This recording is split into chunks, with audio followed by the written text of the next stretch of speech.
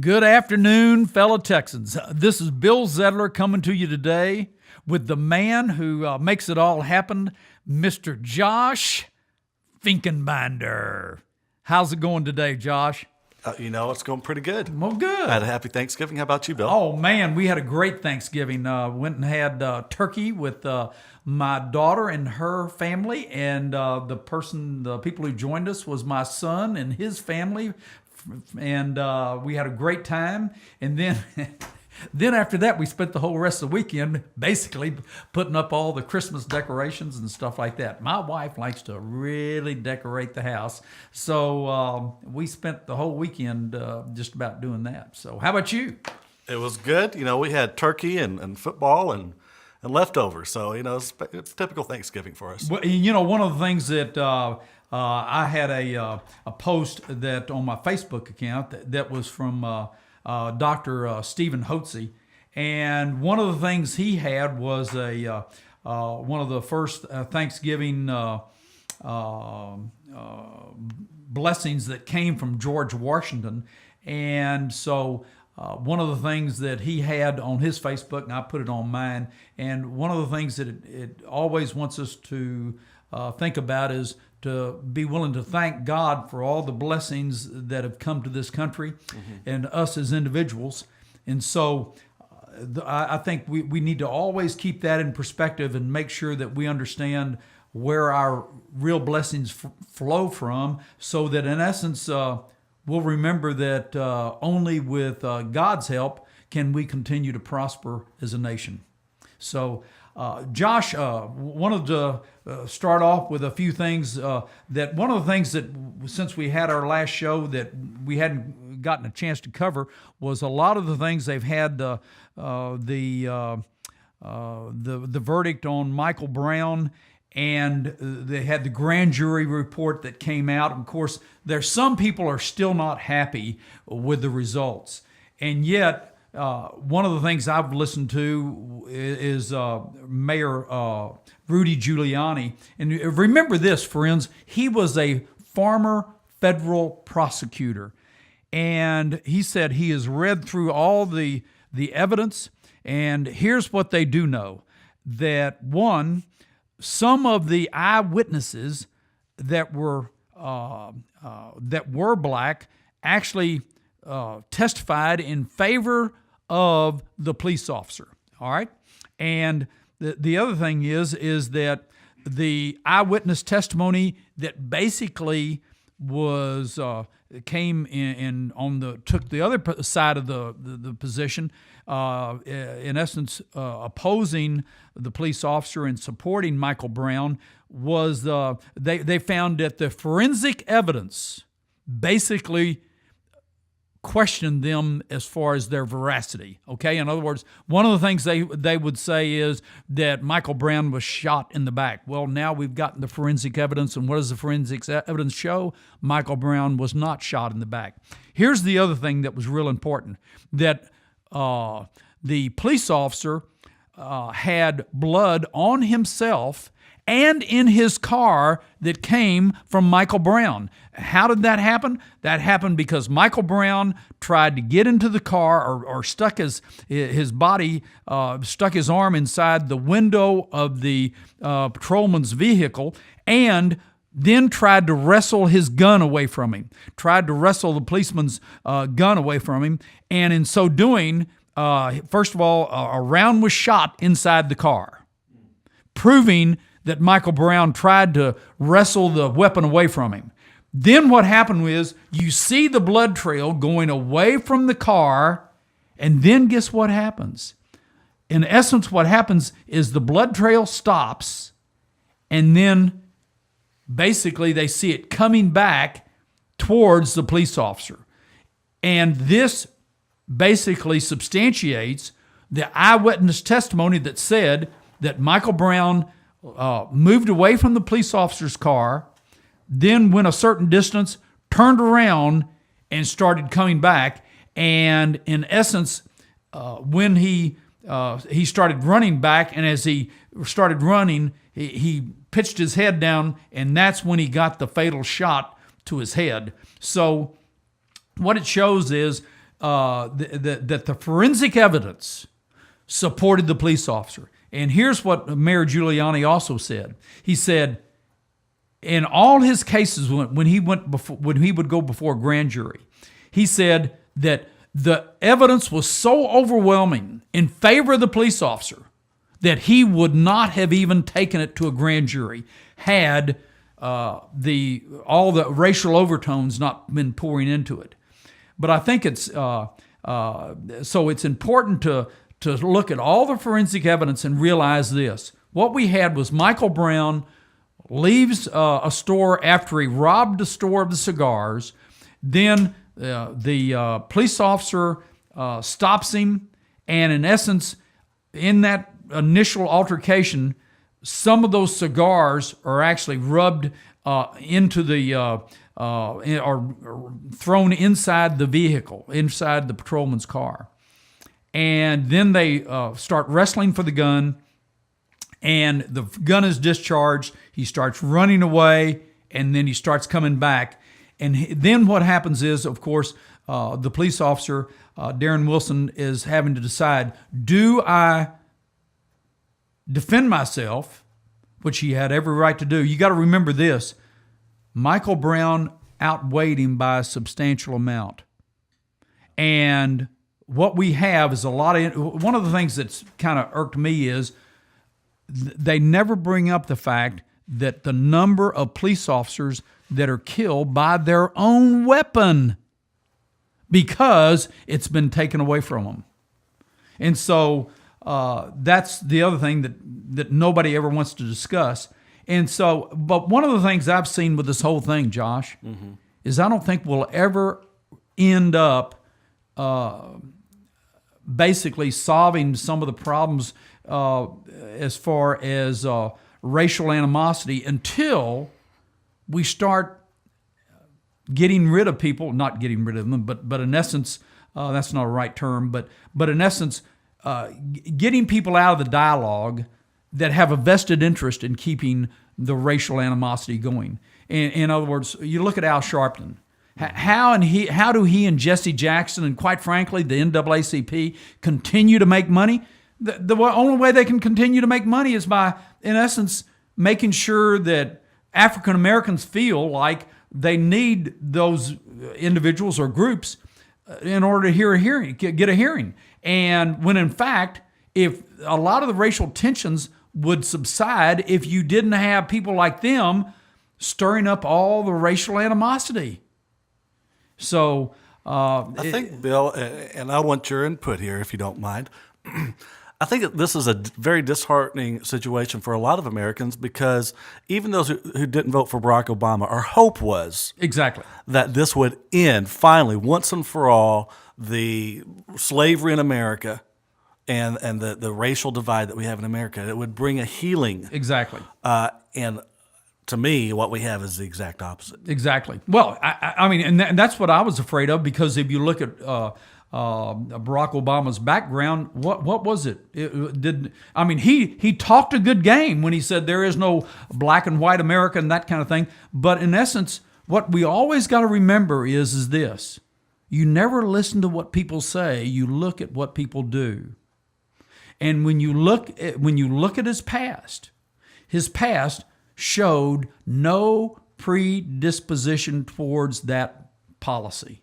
And so it's a tragic thing. I think that, in essence, one of the things that I did see that, and I don't know, did you get a chance to see it, Josh, where you had the Oregon patrolman who they have the picture of him with a 12 or 13-year-old African American boy that they're hugging each other. Mm-hmm. And I think that will go a whole lot more towards healing racial divides if people would start basically dealing with each other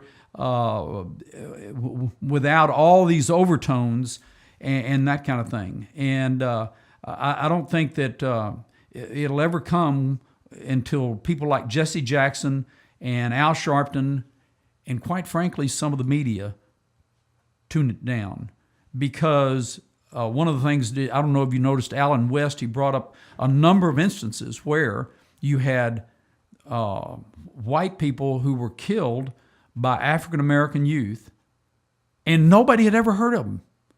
Nobody had ever heard of them. And why? Because the media never did make an issue out of it.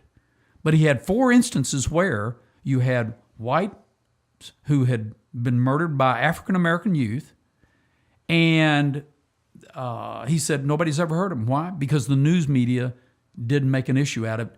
And of course, now a lot of people would say, well, you had a difference here because you had a police officer and an unarmed youth. Well, you also had the situation before with the youth in Trayvon Martin. Who was killed by a white Hispanic. That's right, a white Hispanic. And do you remember what the media did with that? The media actually went back and edited out the initial call for 911 and to make the case look more racial than what it was. So I think that it's important to that we try and get by this and say, you know what, here's what we need to all remember, that each and every one of us was created by God for a purpose in life. And the premise, the very foundational principles on what this nation was founded upon is that we're endowed by our Creator with certain unalienable rights. And that the Creator of the is the same person regardless of regardless of race or anything else like that, with the same Creator, and He's created us all with the same. We're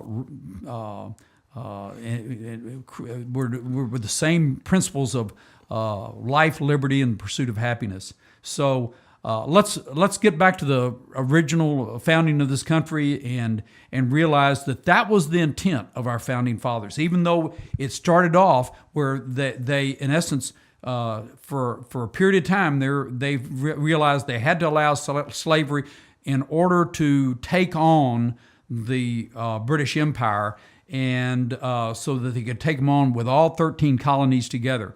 And they had to do that. But the goal of the Founding Fathers was always from the get-go was to eventually eliminate slavery. And because they believed that each and every one of us are endowed by our Creator with certain unalienable rights. You know, an interesting thing to really add credibility to your point is the original Declaration of Independence written by Thomas Jefferson. One of the offenses he put in there was the institution of slavery being imposed upon the United States of America by the King of England. Exactly. But Bill, I wanted to ask you about one of the things that's surprising to me, and maybe it shouldn't be, but is how long the riots are going on. They seem to be continuing for a much longer period of time than I thought it would be. If something like that were to happen here in the state of Texas, what's the procedure to help quell that and bring normalcy back into the state? Well, you know, I don't think there's any procedure that's set up out there. Because let me give you an example. I think had the governor of Missouri, who said, "Okay, we're going to have the National Guard there," but then he kept them way off in the back so that they weren't out there when all the violence was going on. I agree with Rudy Giuliani. I think the policy needs to be as this: you're welcome to march down the street if you like, as long as you don't get involved in violence.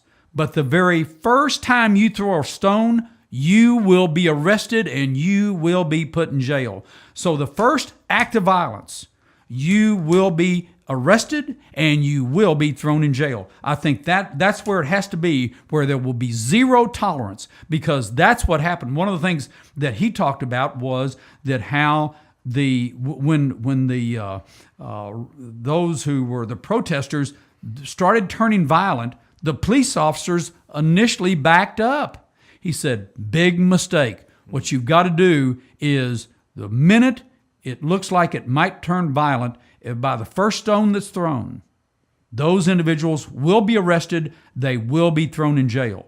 And I think that that was one of the major problems with what went wrong in the first place. I believe the other thing is this. If you obstruct traffic in your protest, you will be thrown in jail. And because there is absolutely no excuse for that. I think everybody's in favor that if you want to, stand on the sidewalk with signs, if you want to walk down the sidewalk with signs or whatever, that's fine. But you know what? The first and foremost thing is they should tolerate no violence whatsoever. So we already have the laws on the books, in essence. Oh, sure. It's just how they're going to be enforced. Right. Okay. So, yeah. What do you want to deal with next, Mr. Josh? Next on the list is right here in the state of Texas, very first vote of the 84th legislative session, the speaker's race. Yeah, absolutely. And friends, I have some. There's a lot of information going out there, and let me give you the facts. Okay, here are the facts. The fact is Joe Straus, when he was serving in the legislature, had one of the most liberal voting records of any Republican in the House. Okay? He was the only Republican in the House that had a 100% NARAL voting record. That is the National Abortion Rights Action League. Then when he became Speaker of the House in 2009, and the way he became Speaker of the House, they had the 65 Democrats and 11 Republicans, 80% of his votes coming from the Democrats. But once they had that number, that 76 magic number, a lot of other Republicans went over there and signed up. Okay? And so he was made Speaker.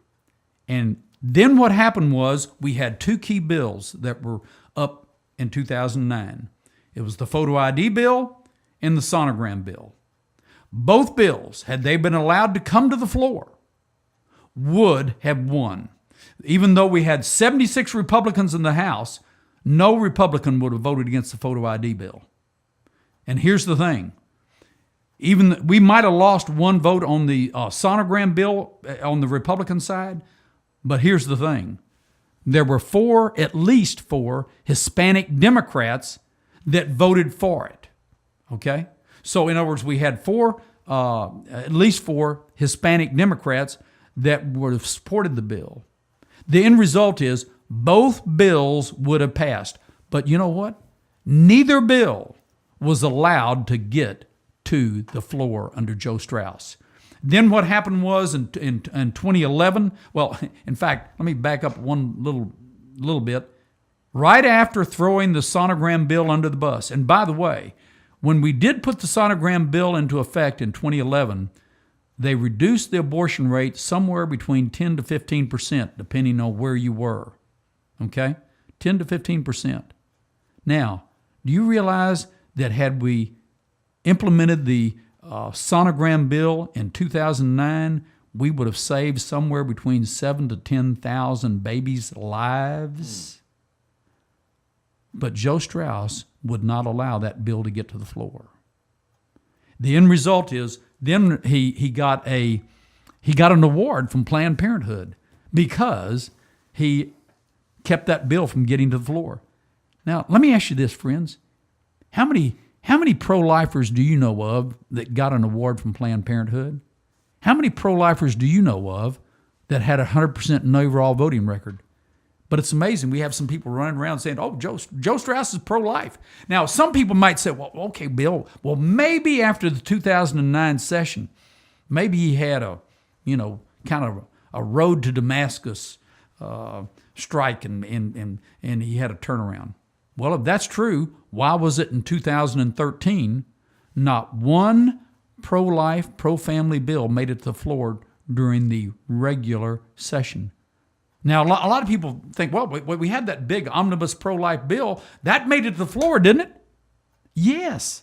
During the special session, had Rick Perry not put that piece of legislation on the call, we would have had zero get done had Rick Perry not put it on the call. Don't let them tell you that was a plan all along, because nobody thought. Remember, the only reason we had the special session was because Wendy Davis did a filibuster. Even of the regular session, it was just a short one, and but then they put it on the Rick Perry put it on the call, and so we got it done. You know why? Because listen, friends, it's hard to stop a bill when everybody's paying attention. The thing was, in 2013, we were told, "Oh, we're going to get them to the floor. Oh yeah, it's coming. It's coming to the floor. It's coming." Well, guess what? It never came. The other thing was that there was some other great legislation that never made it to the floor, like limiting the growth of government to population plus inflation. How about the Religious Freedom Restoration Act? Do you think maybe we could have used that one in 2013? And Joe Straus is the guy responsible for keeping that stuff from coming to the floor. Exactly. Here's the deal. He appoints the committee chairs, right, and the committee chair has the power of life and death over every piece of legislation that gets in there. And so those are the facts, friends. And here's the thing. In 2011, we had redistricting. I've never seen a party in power who then uses its power and influence to go after their own members. We had a redistricting map that, in essence, paired 14 Republicans and 2 Democrats. When that means they're paired, that means both members are put into the same district. That means they're either going to have to run against each other, which means one of them's going to lose, or one of them drops out. That means that they thought they were going to have 7 less conservatives, but what happened was they pitted in one case they pitted a leadership member, a good old boy leadership member, against an African-American conservative in East Texas. And they thought the good old boy was going to win. But guess what, Josh? The people in East Texas, they preferred the conservative African-American as opposed to the moderate to liberal good old boy. So they were kind of fooled on that one. And in 2 other cases, what they did was they put Wayne Christian, they drew a seat for him that was 80% new. They did the same thing to Jim Landtroop. So during the redistricting, and let me add one other thing, friends. They were given maps in East Texas and they were given maps in West Texas that paired no one. So they might have had to pair somebody in the Metroplex, but most of the pairings were unnecessary. Had they, simply decided to. And one last thing, they had on the State Board of Education, we lost the only conservative Hispanic Republican on the State Board of Education, Charlie Garza. They drew a district, he could not win. And when we tried to have an amendment to the bill that would have allowed Charlie Garza to keep his old district, that map that he supported was also supported by 6 other State Board of Education members. So in essence, you had a majority of the State Board of Education who supported another map, it was the same map. And when we wanted to amend the map, the State Board of Education redistricting map, we were told by House leadership that if we amended the map, that the chairman of the committee would take the bill down and send it to the courts.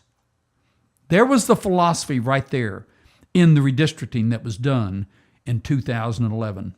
And then in 2013, not one major, another bill that didn't get out was the bill that would have American law for American courts. Kind of makes sense, doesn't it? Well, we're sorry, not in the state of Texas when we have the Joe Straus team involved. So, my friends, the evidence flies in the face of what's been said, that somehow Joe Straus is pro-life. Pro-life, conservative, that he's all these things.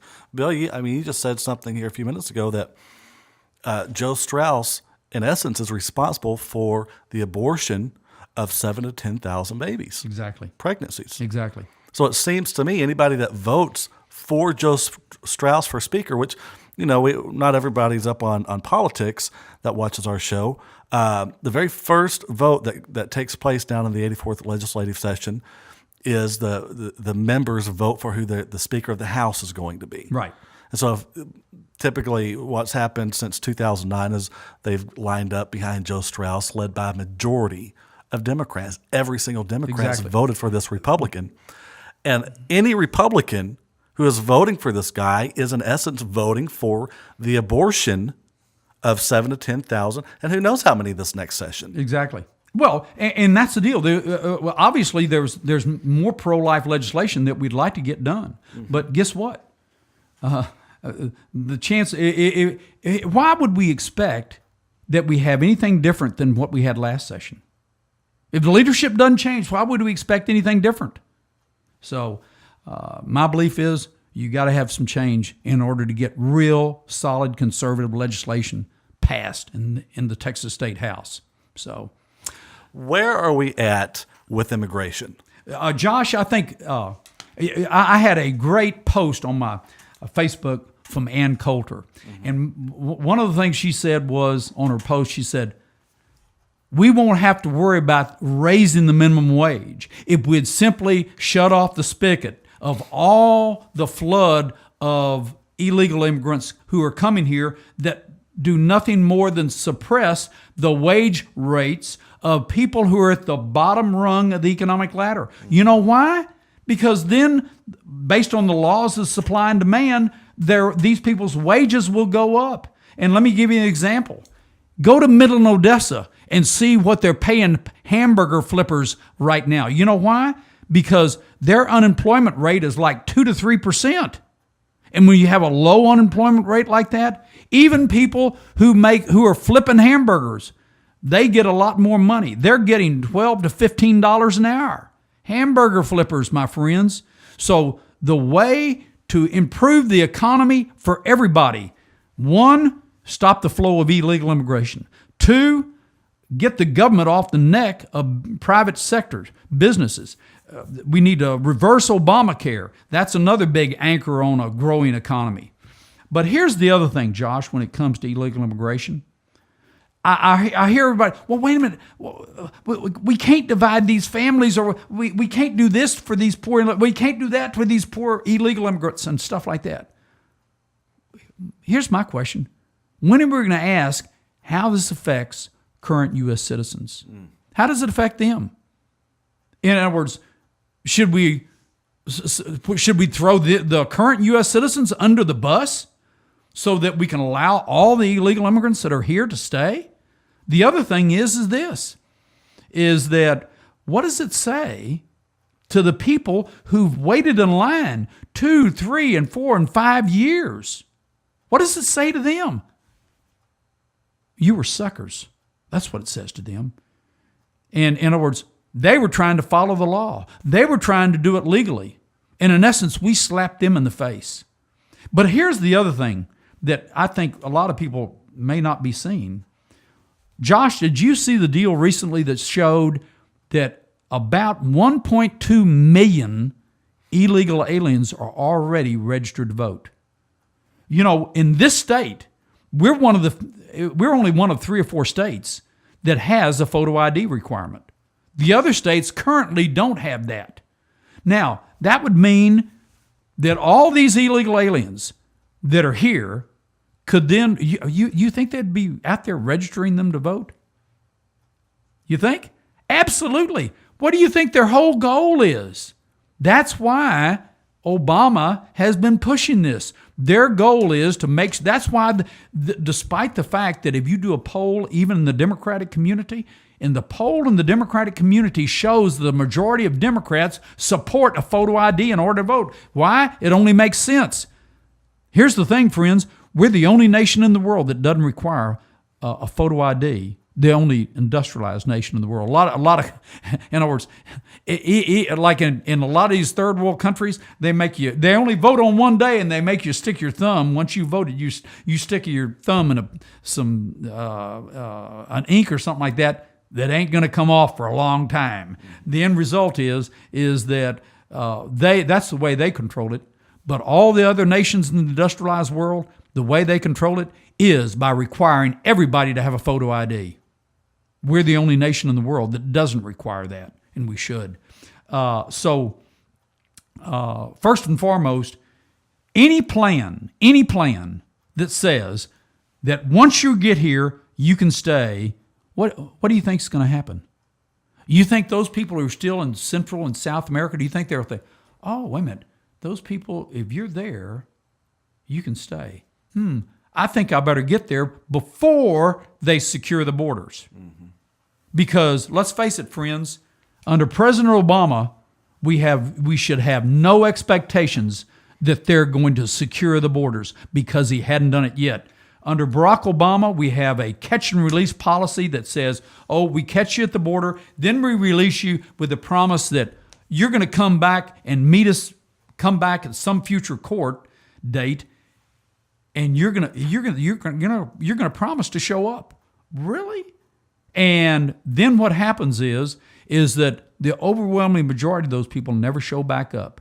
So first of all, we have a catch and release policy, and then we just aren't deporting any. In fact, when they say that the deportations have increased under Barack Obama, here's the reason why. They have redefined what deportation is. Under George Bush, if you were caught at the border and you were turned back, you were not considered to be deported. But under Barack Obama, if you're caught at the border and turned back, you're considered to be deported. And that's why the deportation rate has gone up under Barack Obama. My friends, it's great being here with you today. Look forward to talking to you next week. Until that time, continue to fight. This is a country worth fighting for, and what we want to make sure is you're engaged. God bless you. Have a great day.